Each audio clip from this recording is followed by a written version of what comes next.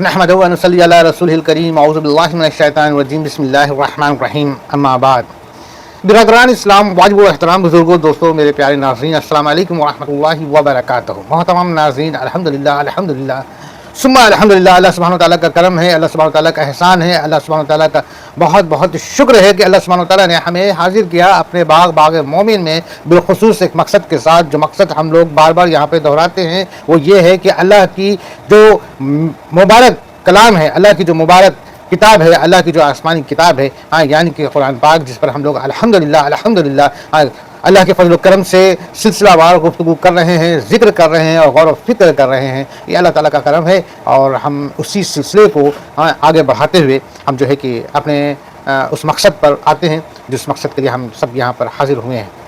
تو محترم ناظرین, ہم لوگ قرآن پاک کی سورہ نحل پر ہیں اور سورہ نحل کی بھی تقریباً ہم لوگوں نے آیت نمبر 87 تک پر غور و فکر کیا. اللہ کا شکر ہے.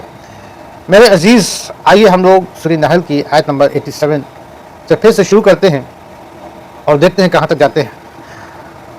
میرے عزیز, اس سے پہلے کہ ہم اس مبارک کام کی شروع کریں, آپ سے ایک گزارش ہے.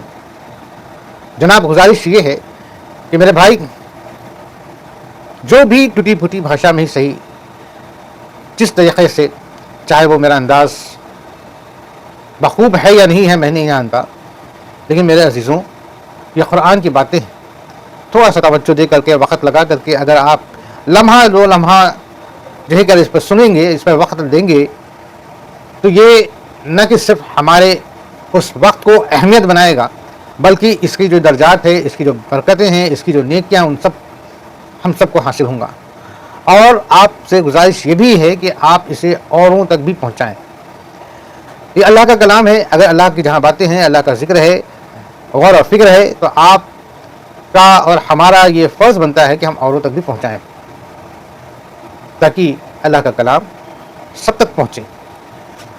ممکن ہے کہ دنیا کی مصروفیات میں لوگ اس قدر بزی ہیں کہ جو ہے کہ بہت ساری چیزوں کے لیے انسان وقت نہیں نکال پاتا.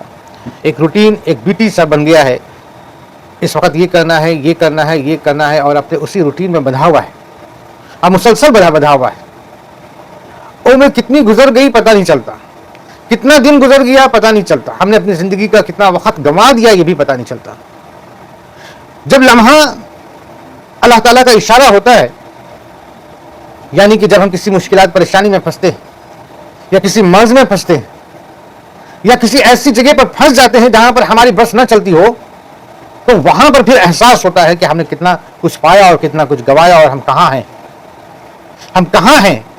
انسان کو تھوڑا وقت ملتا ہے سوچنے کا, مگر افسوس اور پھر اور زیادہ افسوس کہ وہ لمحہ, وہ وقت گزرنے کے بعد پھر ہم اپنی مصروفیات میں, اپنے عام زندگی میں پھر بزی ہو جاتے ہیں. یعنی کہ اللہ نے ان پریشانی سے, ان مجبوری سے, اس مرض سے, اس حالات سے اگر نجات دے دی, تو جو ہے کہ ہم واپس اپنی اسی مصروفیات میں آ جاتے ہیں اور ذرا بھی یہ غور نہیں کرتے ہیں کہ ہم کہاں جا رہے ہیں اور ہمارے پاس اب کتنا لمحہ اور بچا ہے. لمحہ بچنا کا معنی یہ ہے کہ غور اور فکر کرنا کہ ہم نے کیا تیاری کی ہے, ہم نے کیا تیاری کی ہے, کہاں کے لیے, ایسی جگہ کے لیے کہ ہمیں جہاں جانا ہی جانا ہے, وہ ایک فائنل ڈیسٹینیشن ہے, ہر کسی کو وہاں جانا ہے. یعنی کہ اس جگہ جانے سے کوئی بھی شخص نہ انکار کر سکتا, نہ اس کی مرضی چل سکتی, نہ اس کا کوئی بہانہ بازی چل سکتا. یعنی کہ وہ جگہ ہم نے پہنچنا ہے, وہ فکس ہے, سرٹن ہے. اور ہمارے پاس جو وقت ہے, اس وقت کو کتنا اللہ نے ہمیں دیا ہے یہ انسرٹن ہے. اللہ نے ہمیں دکھانے کے لیے, ہمارے لیے, ہمیں نصیحت دینے کے لیے, اللہ نے ہمارے ہی سامنے, ہمارے ارد گرد میں, ذرا دور نہیں, اپنے اگل بغل میں دیکھیں تو ہم غور کریں گے, ہم کو احساس ہوگا کہ ہمارے درمیان سے کوئی پیدا ہونے کے کچھ سال میں, کوئی عین جوانی کی عمر میں, کوئی ڈھلان سے پہلے, کوئی بزرگیت آنے سے پہلے, اور کوئی لمبے عمر گزرنے کے بعد, ہر حال میں اس کو جو ہے کہ کہہ لیا جائے کہ اس آخری سچ سے گزرنا پڑتا ہے, اور ہم نے دیکھا ہوگا کہ وہ گزرا. تو یہ انسرٹن ہے, ہمارے پاس جب تک لمحہ جو وقت ہے، ہم اس وقت جو آپ سے بات کر رہے ہیں، اس کے اگلے وقت کیا ہوں گا ہمیں نہیں پتا. ممکن ہو کہ شاید یہ ہماری بات آخر ہو، یا ممکن ہو، یہ بھی ممکن ہے کہ اللہ نے چاہا تو ہم اور آگے تک بھی جائیں گے انشاءاللہ. بہرحال یہ انسرٹن لائف میں ہم جو جی رہے ہیں، اور ہم نے خود کو اتنا زیادہ بیزی کر دیا ہے اپنے آپ میں، اپنے آپ کو، اپنے روٹین ورک کو، اپنے حالات کو، اپنے وقت کو اتنا مصروف کر دیا ہے کہ غور اور فکر کرنے کے لیے ہمارے پاس لمحہ نہیں. بہت سے ہیں ایسے بھی جو کہیں گے کہ بھائی ہم نماز پڑھتے ہیں، قرآن پڑھتے ہیں، تمام اللہ کے احکامات کو نبھاتے ہیں. کچھ ایسے بھی ہیں جو کہیں گے کہ ٹھیک ہے ہم اتنا دیندار نہیں ہیں، لیکن ہم بہت اچھے انسان ہیں، ہم کسی کا برا نہیں کرتے، ہم کسی کا برا نہیں چاہتے، ہم کسی کے بارے میں برا نہیں سوچتے، ہم سب کی مدد کرتے ہیں، ہم سب کے لیے حاضر ہوتے ہیں، ہم سب کے ساتھ جو ہے کہ بہت بہترین جو ہے کہ طریقے سے ہم پیش آتے ہیں اور ان کی مدد میں ہمیشہ کھڑے رہتے ہیں. بہت اچھی بات. کچھ کہیں گے کہ بھائی ہم کیا کریں، میرے پاس ایسی مجبوری ہے، ایسے حالات ہیں کہ ہم کچھ کر نہیں پاتے ہیں، کچھ کر نہیں سکتے، میرے ساتھ ایسے حالات ہیں، ایسے حالات ہیں، ہم اپنے میں ہی جو ہے کہ پریشان ہیں، مجبور ہیں. ہر حال میں میرے عزیزوں، یعنی کہ وہ شخص جو یہ کہہ رہا ہے کہ ہم تمام اللہ کے احکامات کو نبھاتے ہیں، بہت اچھی بات ہے. وہ شخص جو کہہ رہا ہے کہ ہم تمام احکامات کو تو نہیں نبھاتے ہیں، بہت تمام جو دین کے جو تمام احکامات ہیں ان کو نہیں نبھاتے، لیکن ہم بہت نہایت ہی اچھے ہیں اور اچھا عمل کرتے ہیں لوگوں کے ساتھ، یہ بھی بہت اچھی بات ہے. کوئی کہتا ہے کہ بھائی ہم بہت مجبور ہیں، میرے حالات ایسے ہیں اور ویسے ہیں، ہم اپنے حالات اور اپنی چیزوں سے اس قدر پریشان ہیں کہ ہم کچھ نہیں کر پاتے ہیں. وہ بھی ہے صحیح، وہ بھی صحیح.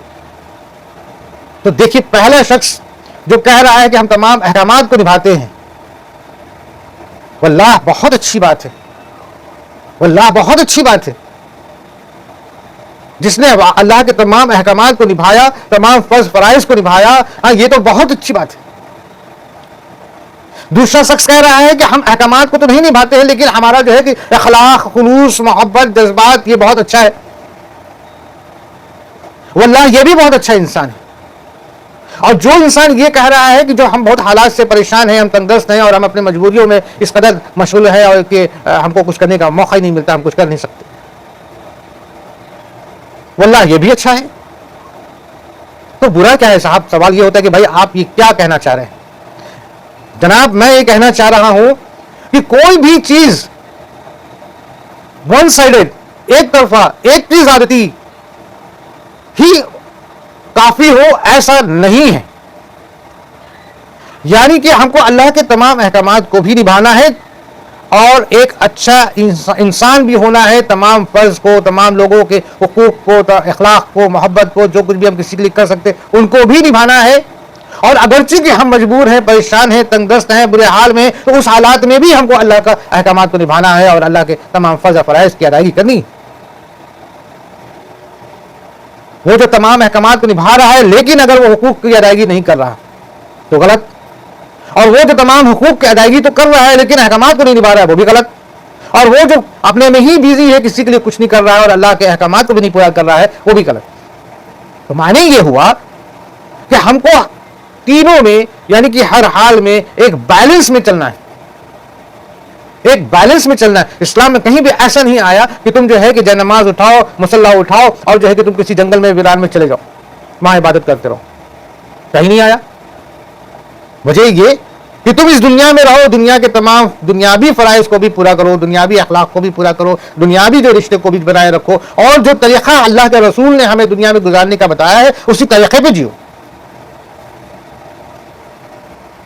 اور اگر تمہارے ساتھ تنگ دستی ہے، برے حال میں ہو، پریشان میں ہو، پریشانی ہے اور اپنے حالات میں مجبور ہو، تو بھی اس حالات میں بھی جو ہے کہ تم اللہ کے احکامات کو نبھاؤ اور تمام حقوق کی ادائیگی کرو. یعنی کہ یہ تین جو الگ الگ شخص ہیں، دراصل ان تینوں کو ایک میں ملا دینا ہے اور ایک شخص ہونا ہے، وہ ہوگا مسلمان، وہ ہوگا مومن، جو اپنے حالات سے، مجبوری میں بھی، پریشانی میں بھی، تنگ دستی میں بھی اللہ کے احکامات کو نبھائے اور تمام حقوق کی، تمام فرض فرائض کی، تمام اخلاق کی، تمام جذبات اور محبت کی اس کو بھی بنائے رکھے. یہ ہوگا جو ہے کہ ایک مومن. مومن تو یہ، اور یہی مومن کی پہچان. اگر ہم حقوق کے اخلاق، تمام اللہ کے تمام فرض کو نبھا رہے ہیں، تمام اللہ کے احکامات کو نبھا رہے ہیں اور لوگوں سے ہمارا جو ہے کہ معاملہ حسد کا ہے،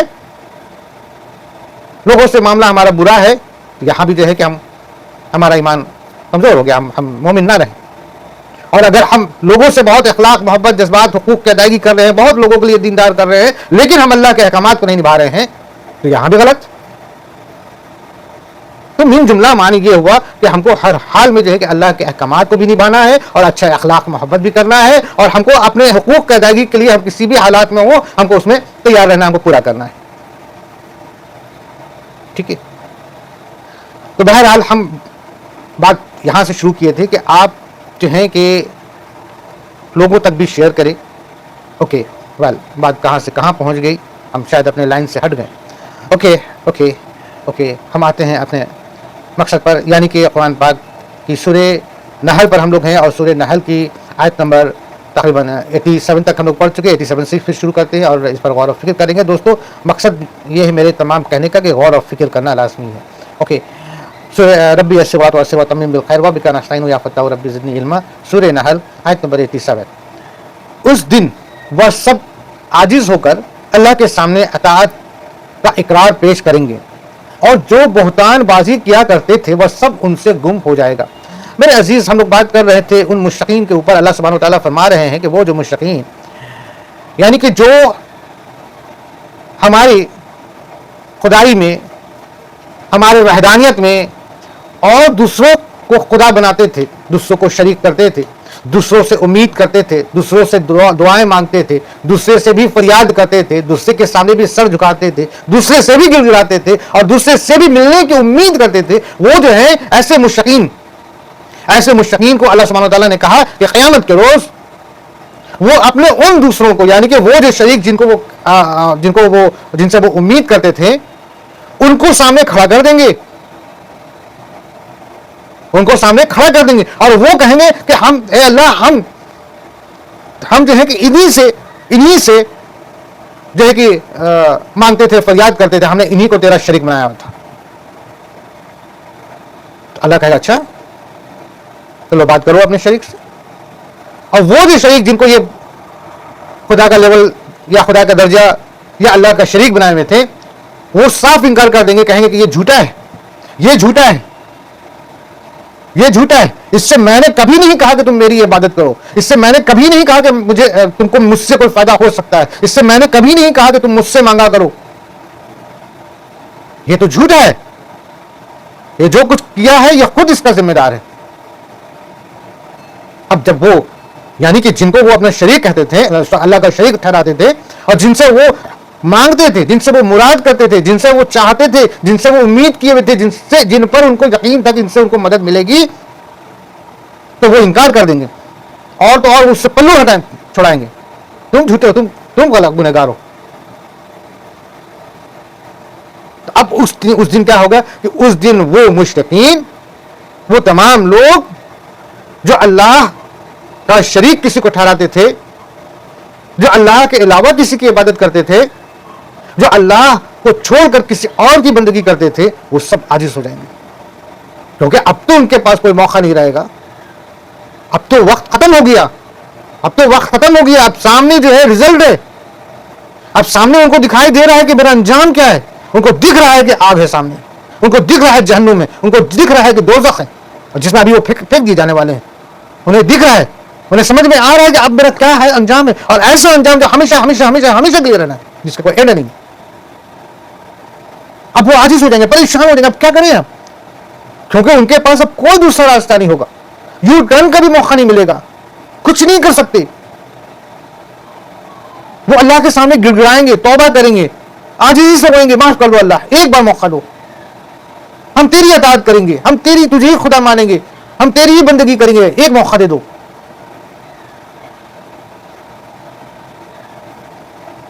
لیکن اب تو کوئی چانس نہیں، کیونکہ اسی دن اس حالات، اس چیز، اس عاجزی اور اس گڑ گڑانے کے حالات نہ پیش آئے. آج اللہ کا قرآن ہمارے سامنے ہے.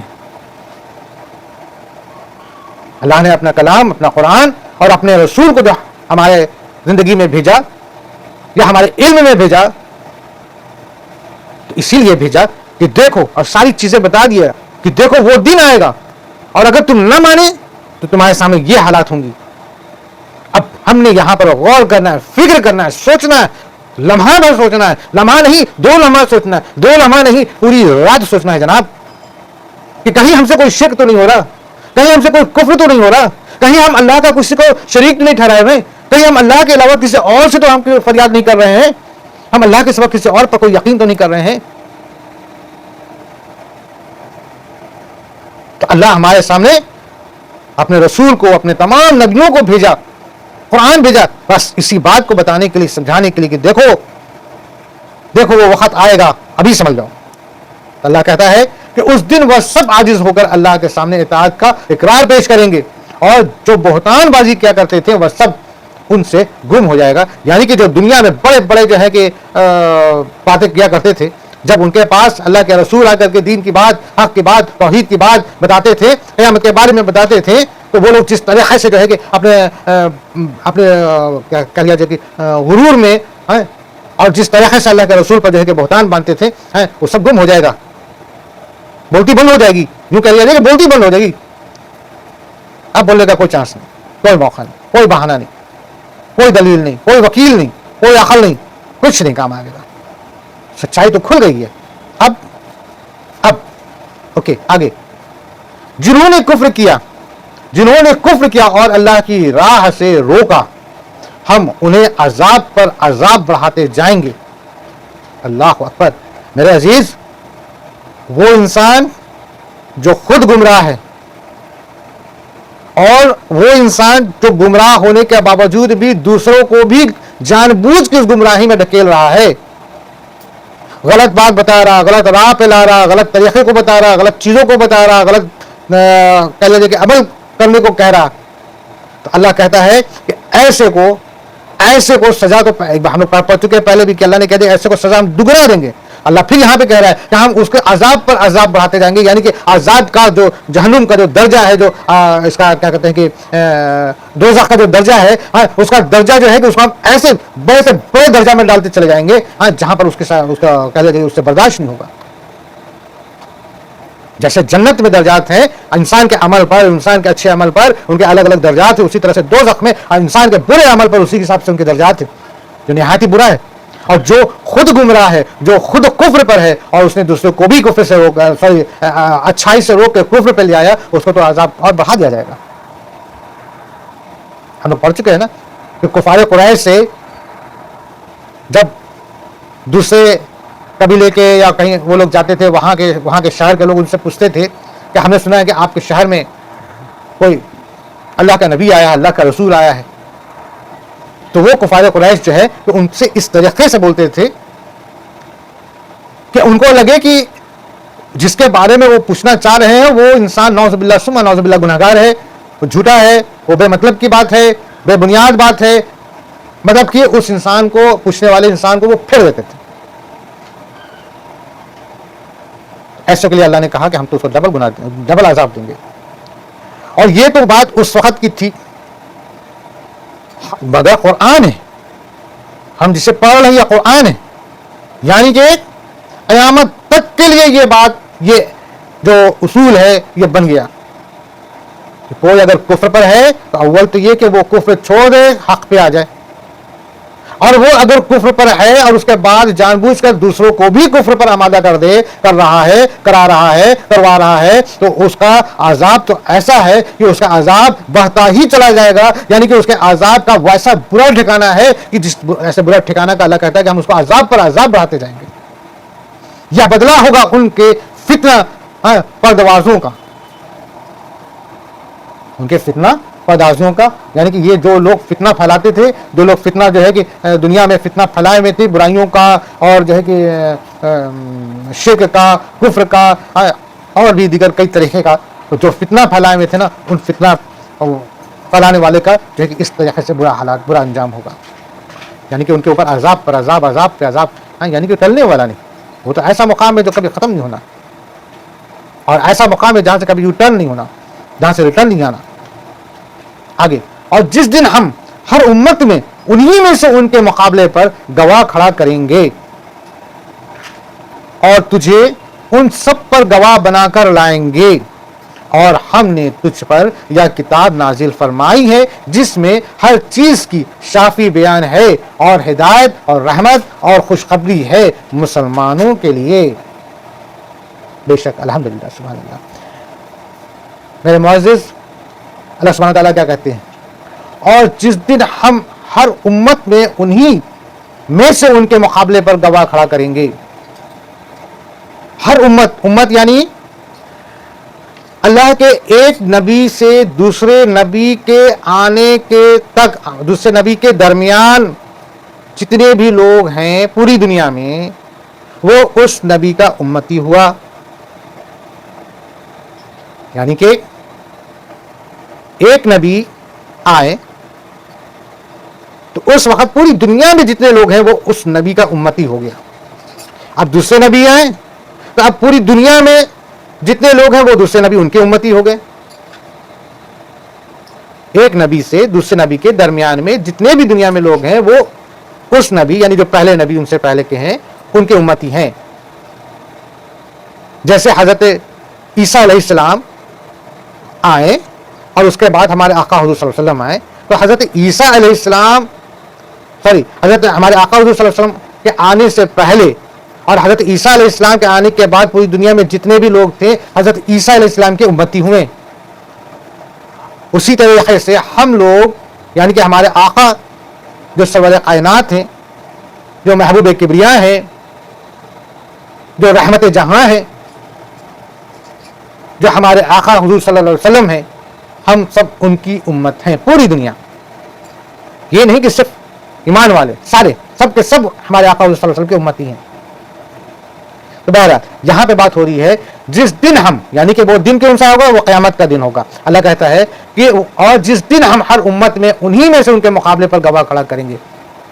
یعنی کہ قیامت کے دن ہر امت میں انہی میں سے گواہ کھڑا کریں گے.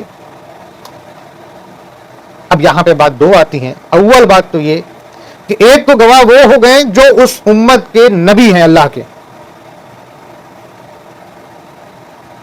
جو نبی ہیں، جیسے کہ حضرت عیسیٰ علیہ السلام کے جتنے امتی ہیں ان کے گواہ حضرت عیسیٰ علیہ السلام ہو گئے. حضرت موسیٰ علیہ السلام کے جتنے امتی ہیں ان کے گواہ حضرت موسیٰ علیہ السلام ہو گئے.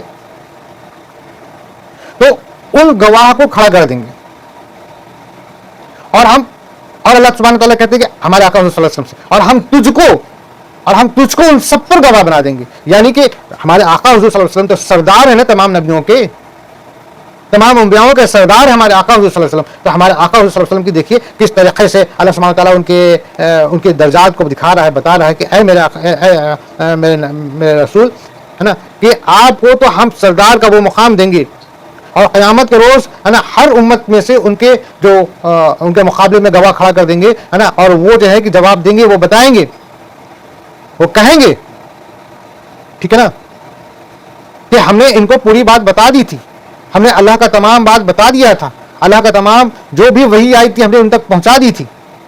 اب اس کے بعد انہوں نے مانا نہیں.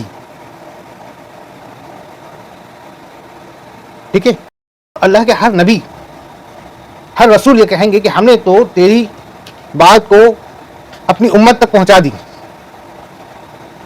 اور تو بہتر جاننے والا ہے. تو یعنی کہ اللہ سبحانہ تعالیٰ سے کہیں گے کہ اے اللہ آپ بہتر جاننے والے ہیں، غیب کی بات کو آپ جانتے ہیں، ہم نہیں جانتے، اور ہر بات کو آپ جانتے ہیں، ہر دل کی بات کو آپ جانتے ہیں، ہر میرے عمل کو آپ جانتے ہیں، جو کچھ بھی میں نے کیا اسے آپ جانتے ہیں، مجھ سے بہتر آپ جاننے والے ہیں. تو وہ گواہ جنہیں اللہ کھڑا کرے گا وہ کہہ دیں گے کہ اللہ تو بہتر جانتا ہے. معنی یہ کہ انہوں نے اللہ کی وحی، اللہ کی بات کو اپنی امت تک پہنچا دی.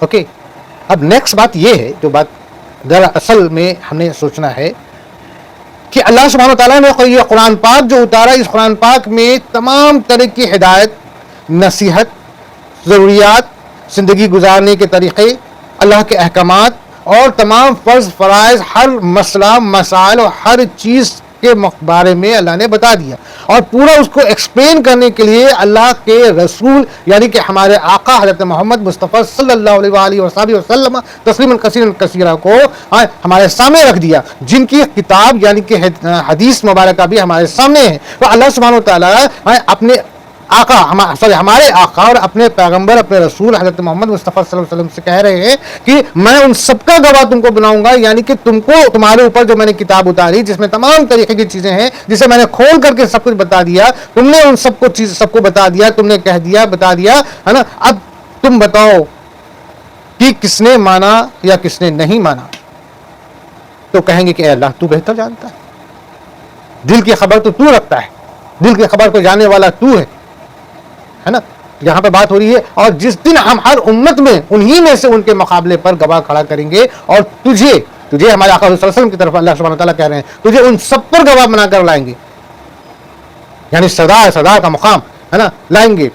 اور ہم نے تجھ پر یہ کتاب نازل فرمائی ہے نا، جس میں ہر چیز کا شافی بیان ہے، سب کچھ کھلا بیان ہے، سب کچھ بتا دیا گیا ہے، اور ہدایت اور رحمت اور خوشخبری ہے مسلمانوں کے لیے، یعنی کہ اللہ سبحانہ وتعالیٰ نے ساری باتیں بتا دی قرآن میں۔ اب ہدایت کی اور خوشخبری کی جو باتیں اللہ نے بتائی اس کو ظاہر سی بات ہے ماننے والا مسلمان، اور اس کے لیے مسلمان کے لیے خوشخبری والی بات ہے، نہ ماننے والا کافر تو اس کے لیے تو خوشخبری نہیں ہے، اس کے لیے تو پھر ایک طرح سے کہہ لیجیے کہ بہت بری خبر ہے، کیونکہ ان کا انجام اچھا تو نہیں ہو سکتا نا۔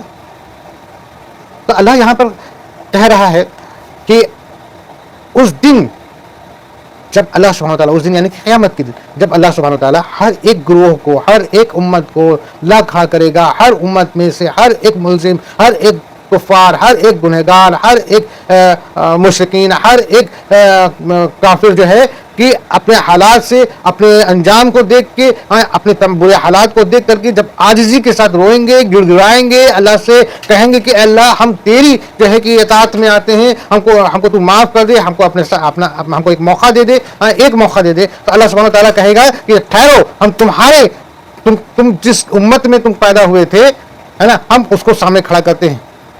تو اللہ سبحانہ تعالیٰ اس کو سامنے کھڑا کرے گا۔ ایک تو بات ہم لوگوں نے یہ دیکھی، دوسری معنی سے اگر ہم یہ سمجھیں تو یہ کہ ہر ایک گروپ ہے نا، ہر ایک گروپ میں سے اللہ سبحانہ تعالیٰ کہے گا کہ بتاؤ یہ اللہ کے رسول یعنی کہ ہمارے آقا حضور صلی اللہ علیہ وسلم کی وہ کتاب، وہ وحی جو ان پر اتری، وہ تم تک پہنچی تھی کہ نہیں، جس میں ساری بات بتا دی گئی تھی، ساری چیزیں کہہ دی گئی تھی۔ تو اللہ کے نبی، اللہ کے رسول کہیں گے کہ اے اللہ تو بہتر جاننے والا، یعنی کہ اس کا انڈائریکٹ مقصد یہ ہے کہ اللہ تو اتنا بڑا مالک ہے کہ جیسے ہم لوگ اپنے آپ کو کہتے ہیں کہ ہاں ہم جانتے ہیں، ہاں ہم نے ایسے کہہ دیا، ہاں ہم نے یہ کام کر دیا، لیکن اللہ کے نبی، اللہ کے رسول کی دیکھیے شان، دیکھیے وہ کہتے ہیں کہ اے اللہ تو بہتر جاننے والا ہے، تو بہتر جاننے والا، تو دلوں کے راز کو جانتا ہے، تو ہر ایک عمل کو جانتا ہے۔ ہمارے طرح ہاں ہم نے یہ کام کر دیا، ہم نے پورا کر دیا بھائی، اب ہم نہیں جانتے کہ ہم نے پورا کیا کہ نہیں کیا، لیکن ہم لوگ کہتے ہیں، لیکن اللہ کے رسول، اللہ کے نبی کہتے کہ نہیں تو بہتر جاننے والا۔ تو اللہ یہاں پر یہ کہہ رہا ہے اس آیت میں، اپنے کلام میں، کہ ہم نے جو ہے کہ تم تک اپنا کلام یعنی کہ یہ قرآن پاک جو ہدایت کی کتاب ہے، جو روشنی کی کتاب ہے، جو تمام چیزوں کے بارے میں کھل کر کے بتا دی گئی، وہ سب تم تک پہنچ چکی ہے نا۔ تم لوگوں نے اگر مان لیا ہوتا تو آج اس بدحالی میں، آج اس اذیت میں، آج اس پریشانی میں، آج اس عذاب میں، آج اس جو ہے کہ دوزخ میں نہ جاتے۔ ہاں جنہوں نے مانا ان کے لیے خوشخبری ہے، یعنی کہ وہ مسلمان جو مسلمان ہو کے جیے یا اس مسلمان ہو کے مرے ہے نا، ان کے لیے بے شک یہ خوشخبری ہے۔ اوکے میرے عزیزو، اگر اس آیت میں مجھ سے کوئی طرح کا غلطی ہوا ہوگا تو میں معافی چاہتا ہوں، اللہ سے بھی معافی مانگتا ہوں۔ بہرحال آگے اللہ تعالیٰ عدل کا، بھلائی کا اور قرابت داروں کے ساتھ سلوک کرنے کا حکم دیتا ہے، اور بے حیائی کے کاموں، ناشائستہ حرکتوں اور ظلم و زیادتی سے روکتا ہے۔ الحمدللہ، اللہ اکبر۔ وہ خود تمہیں نصیحت کر رہا ہے کہ تم نصیحت حاصل کرو۔ دیکھو میرے عزیز، اللہ سبحانہ وتعالیٰ نے اپنے کلام یعنی کہ قرآن پاک میں کتنی بہترین باتیں، نصیحت کی باتیں ہمارے سامنے رکھ دی ہے نا۔ اللہ سبحانہ وتعالیٰ کا حکم ہے۔ ہم لوگ ابھی اس پارٹ میں جب شروع کیے تھے تو ہم نے آپ سے ایک بات بتائی تھی، کہا تھا ہے نا شروع میں کہ 3 شخص کے اگزامپل لے کر کے ہم نے بات کی تھی کہ بھئی ایک شخص وہ جو اللہ کا تمام احکامات کو نبھا رہا ہے، اور ایک وہ شخص جو احکامات کو نہیں نبھا رہا ہے لیکن تمام حقوق کی، تمام جو ہے کہ دنیاوی فرض فرائض کی، ہے نا، اور اخلاق کی پوری جو ہے کہ کام کر رہا ہے، اور ایک جو برائی، جو مجبوری ہے، پریشانی ہے، تنگ دستی ہے، اس میں اپنی مجبوری بتا رہا ہے، ٹھیک ہے نا۔ تو ہم لوگوں نے کہا تھا نا کہ یہ تینوں الگ الگ جو شخص ہیں، دراصل میں یہ تینوں ایک ہونا ہے، یعنی کہ ہم کسی بھی حالات میں ہو، تنگ دست ہو، برے حال میں ہو، پریشانی میں ہو، ہر حال میں ہمیں اللہ کا احکامات کو بھی نبھانا ہے اور تمام اچھے اخلاق اور حقوق کی بھی ادائیگی کرنی ہے، ٹھیک ہے نا۔ ہم لوگ کہے تھے نا، تو اللہ یہاں پر وہی چیز بتا رہا ہے کہ اللہ تعالیٰ یہاں پر تعلیم دے رہا ہے، نصیحت دے رہا ہے، اور یہ اللہ کا حکم بھی ہے، وہ یہ ہے کہ عدل کا، اللہ تعالیٰ کہتا ہے کہ عدل کا، بھلائی کا اور قرابت داروں کے ساتھ سلوک کرنے کا حکم دیتا ہے۔ اللہ کا حکم ہے عدل، یعنی کہ انصاف۔ اب جناب انصاف تو اگر دیکھیں ہم لوگ تو اس پر تین طریقے کا ہم لوگ ڈیوائڈیشن کر سکتے ہیں۔ ایک تو جناب انصاف ہوا وہ کہ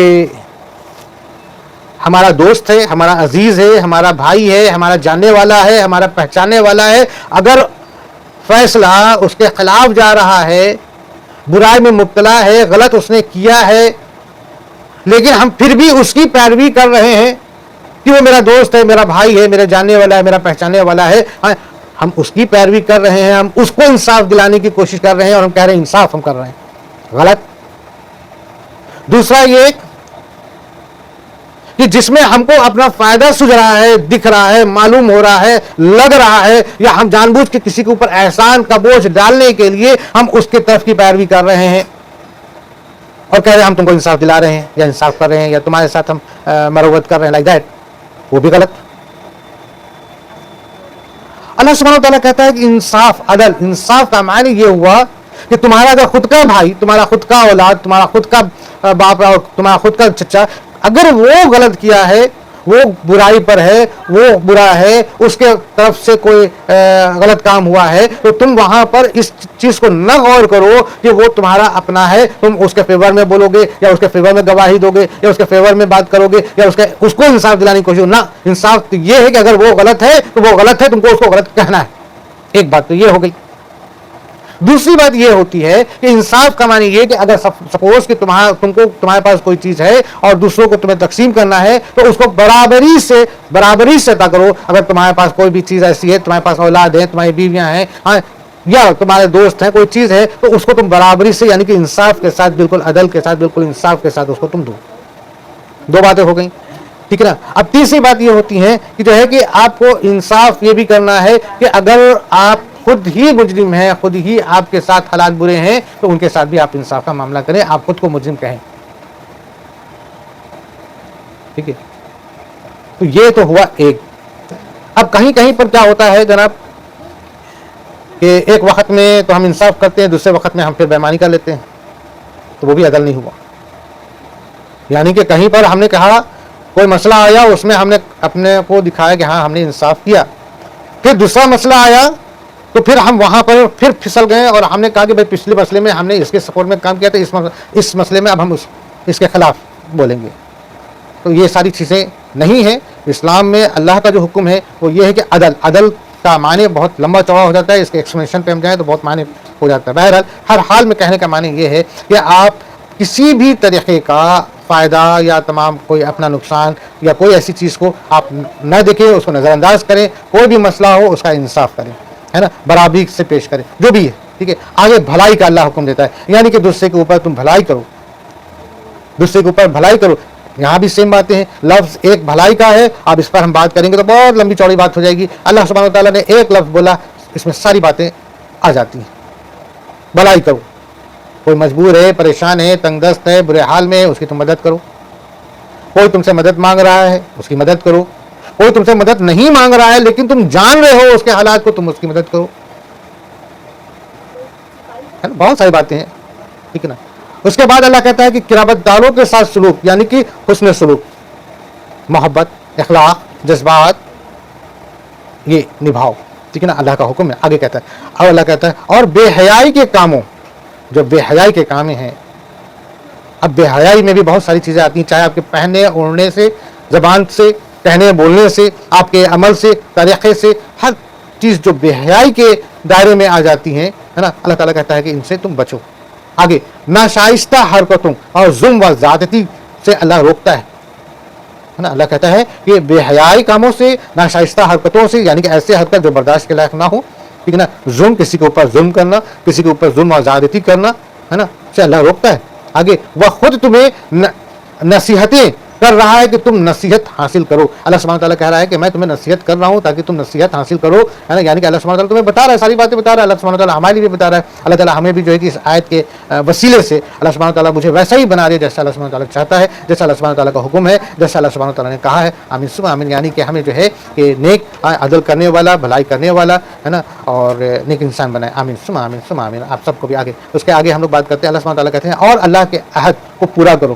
اللہ کے عہد کو پورا کرو جب کہ تم آپس میں قول و قرار کرو اور قسموں کو ان کے پختگی کے بعد مت توڑو، حالانکہ تم اللہ تعالیٰ کو اپنی ضامن ٹھہرا چکے ہو. تم جو کچھ کرتے ہو اللہ اس کو بخوبی جان رہا ہے. اللہ سبحانہ تعالیٰ کہتے ہیں اور اللہ کے عہد کو پورا کرو. یعنی کہ اگر تم کسی سے وعدہ کر چکے ہو، کسی سے وعدہ، دیکھیے عہد کا تو مسلمان کے لیے زبان، کہتے ہیں نا کہ زبان کسی کو دے دیے وہ نہیں کافی. میرے پیارے آقا حضور صلی اللہ علیہ وسلم کا ایک واقعہ ہے نا کہ صلح حدیبیہ کے وقت میں جو ہے کہ سہیل ابن عمر جب اپنی شرط ان سے ہمارے آقا حضور صلی اللہ علیہ وسلم سے منوا رہے تھے، جن میں ایک شرط یہ تھی کہ اگر ہمارے یہاں سے ہمارا آدمی آپ کے پاس جائے گا تو آپ اسے ہمیں واپس کر دیں گے، اور آپ کے ہاں سے آپ کا کوئی آدمی اگر ہمارے پاس آئے گا تو ہم اسے واپس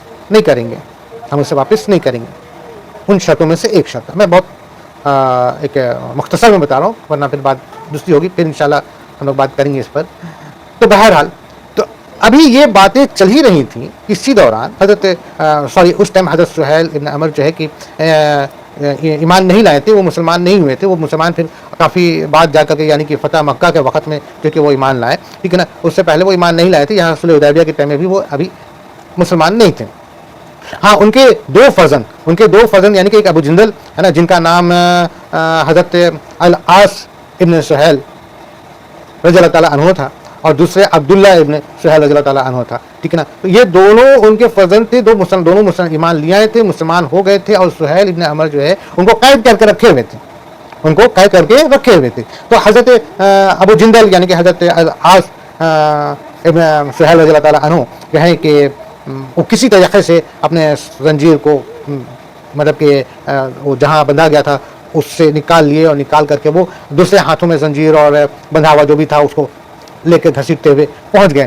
ان کو خبر ملی کہ حدیبیہ میں جو ہے کہ ہمارے آقا صلی اللہ علیہ وسلم آئے ہوئے ہیں، مسلمان آئے ہوئے ہیں. تو بہرحال وہ کسی بھی طریقے سے اپنا پہنچ گئے، ٹھیک ہے نا. اب پہنچ گئے، مسلمانوں کے پاس پہنچ گئے اور مسلمانوں کے اندر داخل ہو گئے، اور وہ جو ہے کہ یہ امید رکھے کہ بھائی ہم مسلمانوں کے پاس آ گئے ہیں، ہم ان کے ساتھ رہیں گے. تو سہیل ابن عمر جو تھے وہ تقاضا کر دی کہ یہ جو ہے کہ میرا آدمی ہے جو آپ کے یہاں داخل ہو گیا ہے، آپ کے پاس آ گئی، نہیں آپ میرے حوالے کر دیں. یہ پہلا آدمی. تو حالانکہ ابھی جو شرطیں تھیں وہ ابھی زبانی چل رہی تھیں، ابھی اس پر کوئی دستخط نہیں ہوا تھا. لیکن میرے آقا حضور صلی اللہ علیہ وسلم کی شان دیکھیے کہ میرے آقا حضور صلی اللہ علیہ وسلم نے کہا کہ نہیں. انہوں نے اپنے صحابہ اکرام رحمۃ اللہ علیہ اجمعین سے کہیں کہ نہیں، ابو جندل کو جانے دو، سہیل کو واپس کر دوں ان کے والد کے پاس.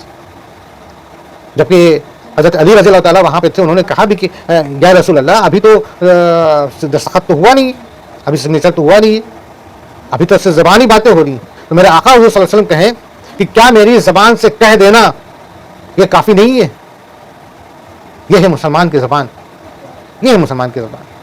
تو بہرحال ابو جندل یعنی کہ حضرت العاص رضی اللہ تعالیٰ عنہ کو جو ہے ان کے والد کو پھر دے دیا گیا. بہرحال تو اللہ کیا کہتا ہے کہ اور اللہ کے عہد کو پورا کرو جبکہ تم آپس میں قول و قرار کرو، ہے نا. یعنی کہ جب کبھی بھی تم کوئی بھی اللہ کے نام کے ساتھ قسم کھا لو، یا اللہ کا نام لے کے کوئی وعدہ کر لو، یا پھر اللہ کو جو ہے کہ حاضر ناظر کر کے کوئی بھی قول قرار کر لو، تو اس کو پورا کرو. اللہ کا حکم ہے. اللہ کا حکم ہے اس کو پھر پورا کرو، ہے نا. اچھا اور کیا کہتا ہے؟ قسموں کو ان کی پختگی کے بعد مت توڑ، یعنی کہ جب کوئی قسم تم کھا لو پختہ ہو جائے تو پھر مت توڑ. یہ بھی ہے کہ ایسا نہ ہو کہ ابھی تم کمزور پڑ رہے ہو تو تم نے اللہ کا نام لے کر کے قسم دے کر کے تم نے جو ہے کہ اپنا کوئی کام کروا لیا، تم نے دیکھا کہ ابھی ہم کمزور ہیں، ابھی ہم کچھ نہیں بحث کر سکتے ہیں، بہتر یہ ہے کہ کسی بھی طریقے سے معاملہ کو پھریا لو، کسی بھی طریقے سے معاملہ کو ایڈجسٹ کر لو. تو اور ہم نے بھائی اللہ کی قسم اور وغیرہ وغیرہ بول کر کے جو ہے کہ اپنا معاملہ کو درست کر لیا. اس کے بعد پھر کیا ہوا کہ جو ہے کہ جہاں ہماری طاقت بڑھی ہم نے جو ہے کہ جو وعدہ کیا تھا، جو قسم کھایا تھا، اس کو توڑ دیا. فار ایگزامپل کہ آپ نے جیسے کسی سے قرضہ لیا اور جب پارٹی ادھر سے آیا، وہ 2-4 تھے، آپ اکیلے تھے، انہوں نے جو ہے کہ سوال کیا تو آپ نے جو ہے کہ اللہ کی قسم کھا کے بولا کہ ہم آپ کو کل واپس کر دیں گے. اب جب کل کے دن وہ آیا اپنا پیسہ لینے تو اب یہ جو شخص تھا یہ اپنے محلے میں آ گئے، اپنے 10 شیر کو کھڑا کر دیے، 10 لوگ کو کھڑا کر دیے، وہ کہیں گے ہم نہیں کریں گے، ہے طاقت تو لے کے دکھاؤ. اب وہ بیچارہ دیکھا کہ بھائی ان کے پاس تو بہت سارے لوگ ہیں، چلے گئے. تو یعنی کہ اگر آپ نے وعدہ کر دیا ہے تو ہر حال میں آپ کو وعدہ نبھانا ہے، چاہے مجبوری آ گئی، چاہے پریشانی آ گئی، چاہے کوئی اور بات آ گئی. ہاں یہ ہے کہ اگر آپ کے ساتھ ایسا کچھ دشواری آ جائے تو اللہ تو معاف کرنے والا ہے نا. اگر آپ اس ارادے سے اللہ سے معافی مانگیں اور جس سے آپ نے وعدہ کیا ہے، جس سے آپ نے قسم کھایا، اس سے آپ اگر اپنی پوری بات بولے اور کہیں، اور اگر آپ کو وہ چھوٹ دے دیتا ہے تو بہتر ہے. ہاں ایک بات اور یہ کہی گئی ہے کہ اگر کہ مان لیجیے کہ آپ نے کسی چیز کا قسم کھایا اور ہوا یوں کہ آپ جو ہے کہ جس چیز کے لیے قسم کھائے تھے آپ نے قسم کھا لیا، آپ کو شاید اس وقت معلوم تھا یا نہیں معلوم تھا، یا ہو سکتا ہے معلوم تھا، لیکن بعد میں آپ کو اس سے بہتر چیز نظر آئی، اس سے بہتر بات نظر آئی، اس سے بہتر کوئی ایسا آپشن نظر آیا. اب آپ کو لگا کہ نہیں وہ چیز زیادہ بہتر ہے، ہم نے قسم اس کی کھائی ہوئی ہے. تو وہاں پر ہمارے اللہ کے رسول، ہمارے آقا صلی اللہ علیہ وسلم بھی اجازت دیتے ہیں کہ تم جو ہے جو بہتر ہے، جس میں خیر ہے، اس کو تم کرو، اور اس قسم کے لیے جو ہے کہ تم کو وہ اس کا کفارہ ادا کرنا ہوگا، اس کا کفارہ ادا کرنا پڑے گا. ہاں خیر کے لیے تو بے شک اللہ سبحانہ و تعالیٰ اور اللہ کے رسول بھی بولتے ہیں.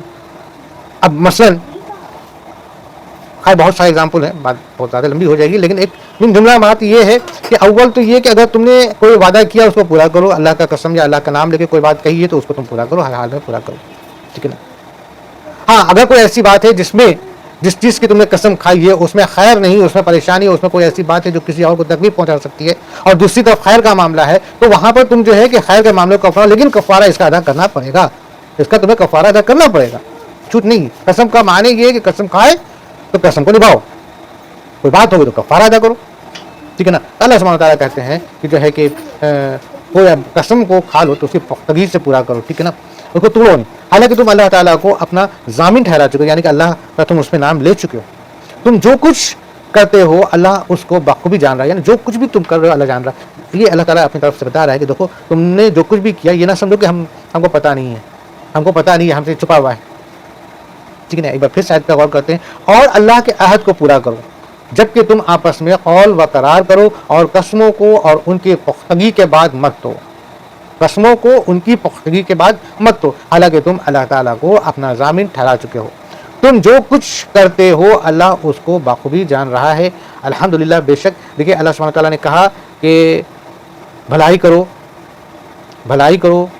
عدل کرو، کسی پر ظلم مت کرو، کسی کے ساتھ زیادتی نہ کرو. دیکھو کتنا اچھا انسان، اللہ کا یہ تمام حکم ہے، اللہ کا حکم ہے بھلائی کرو، ہر کسی کے ساتھ بھلائی کرو، انصاف کرو، عدل کرو، ہر طرح سے عدل کرو.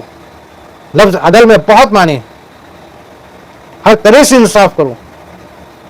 اس میں یہ نہ دیکھو کس میں تمہارا فائدہ ہے، کس میں تمہارا نقصان ہے، کون تمہارا اپنا ہے کون پرایا وغیرہ، نہ، انصاف کرو.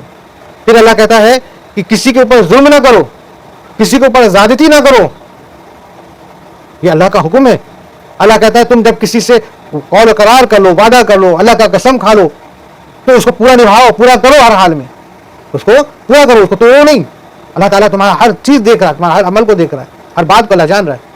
اور اللہ کہتا ہے اور اس عورت کی طرح نہ ہو جاؤ جس نے اپنا سوت مضبوط کاٹنے کے بعد ٹکڑے ٹکڑے کر کے توڑ ڈالا. جیسے تم وعدہ کرتے ہو کسی سے اللہ کا نام لے کر کے قسم کھا لیتے ہو اس کو توڑو نا. ایسا نہ ہو اس عورت کی طرح جس عورت نے اپنا سوت کو کاٹا مضبوطی کے ساتھ اور جان بوجھ کر پھر اس کو توڑ دیا.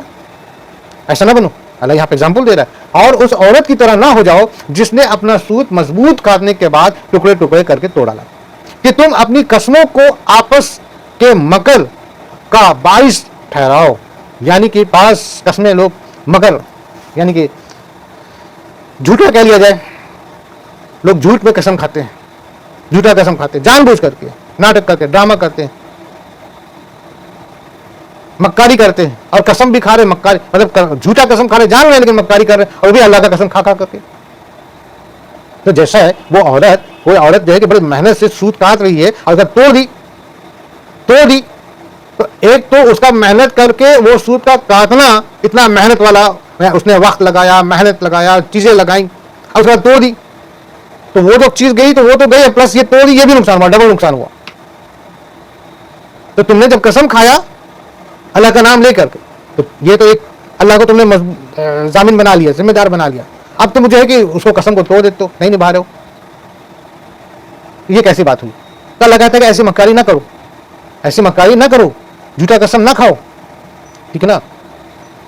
اس لیے کہ ایک گروہ دوسرے گروہ سے بڑھا چڑھا ہو جائے, ہے نا, کہ کوئی ایسا قسم کھا لو جس سے کہ ایک گروہ دوسرے گروہ سے بڑھا چڑھا ہو. جیسا کہ ابھی ہم نے بتایا کہ جب قسم کھا رہے تھے اپنے آپ کو دیکھا کہ بھئی ہم تو ابھی کمزور ہیں, قسم کھا لیا, اور پھر بعد میں جب اپنے کو خود کو مضبوط دیکھا تو پھر جو ہے کہ قسم توڑ دیا. جیسے بنو قریظہ کیا تھے, تمام جو ہے کہ ان کو یہودیوں کو اللہ کے رسول نے جب مقابلے میں انہیں ہرا دیا اور وہ سب جو ہے کہ مدینہ سے ان کو باہر بھاگنا پڑا, تو بنو قریظہ جو تھے کہ ہمارے آقا حضور صلی اللہ علیہ وسلم کے پاس آئے اور بڑا ان کے سامنے جو ہے کہ گڑگڑائیں اور وعدہ کیے, قسم کھائیں کہ ہم آپ کی جو ہے کہ مدد کریں گے, کوئی ایسی بات آئے گی تو کوئی دشمن آئے گا تو ہم آپ کی مدد کریں گے, ہمارے جانب سے ہمارا جس طرف قبیلہ ادھر سے ہم دشمن کو داخل نہیں ہونے دیں گے وغیرہ وغیرہ. ہمارے آقا حضور صلی اللہ علیہ وسلم کہا کہ ٹھیک ہے چلو تم رہو اپنی جگہ. مگر پھر کیا ہوا؟ غزوہ خندق میں کیا ہوا کہ وہ بنو قریظہ جو تھے کہ دشمن کے ساتھ مل گئے, حضور کے خلاف آ گئے. تو یہ تو وعدہ خلافی ہوئی نا.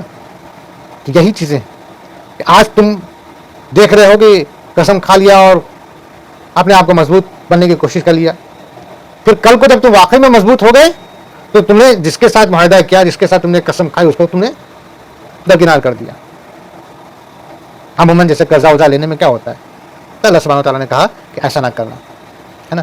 اپنی قسموں کو آپس کے مکر کا باعث ٹھہراؤ, ہے نا, کہ تم پوری بات سنتے ہیں ہم لوگ, ہے نا. اور اس عورت کی طرح نہ ہو جاؤ جس نے اپنا سوت مضبوط کاٹنے کے بعد ٹکڑے ٹکڑے کر کے توڑ ڈالا, کہ تم اپنی قسموں کو آپس کے مکر کے باعث ٹھہراؤ اس لیے کہ ایک گروہ دوسرے گروہ سے بڑھا چڑھا ہو جائے. بات صرف یہی ہے کہ اس عہد سے اللہ تعالیٰ آزما رہا ہے, یعنی کہ اللہ سبحانہ تعالیٰ آزما رہا ہے کہ تم نے جو عہد لیا, تم نے جو میرا نام لے کے قسم کھایا, تم نے جو وعدہ کیا, اس کو تم نبھاتے ہو کہ نہیں. اگر تم نبھا دیے تب تو ٹھیک, نہیں نبھائے تو یہ تمہاری ناکامیابی ہے.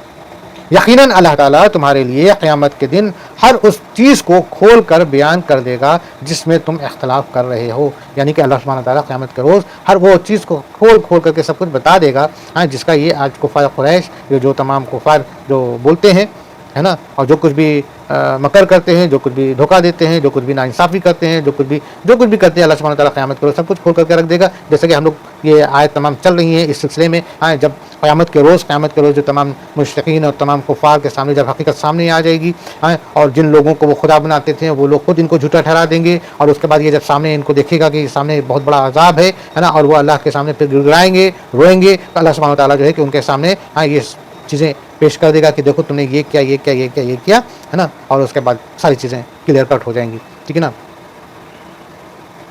اوکے, آگے. اگر اللہ چاہتا تم سب کو ایک ہی گروہ بنا دیتا, لیکن وہ جسے چاہے گمراہ کرتا ہے اور جسے چاہے ہدایت دیتا ہے. یقیناً تم جو کچھ کر رہے ہو اس کے بارے میں بعض پرس کی جانے والی ہے، بات خوش کی جانے والی ہے. اور عزیزوں اس بارے میں اس آیت پر ہم لوگ پھر سے انشاءاللہ غور کریں گے. یہ 93 آیت پڑھی ہے، انشاءاللہ اس کے بارے میں پھر بات کریں گے. تب تک کے لیے صدق اللہ العظیم. کہنے بولنے پڑھنے میں کچھ بھی غلطی ہوئی ہو تو اللہ سے بھی معافی مانگتے ہیں، آپ تمام سے بھی معافی مانگتے ہیں. انشاءاللہ پھر باتیں ہوں گی. اللہ حافظ.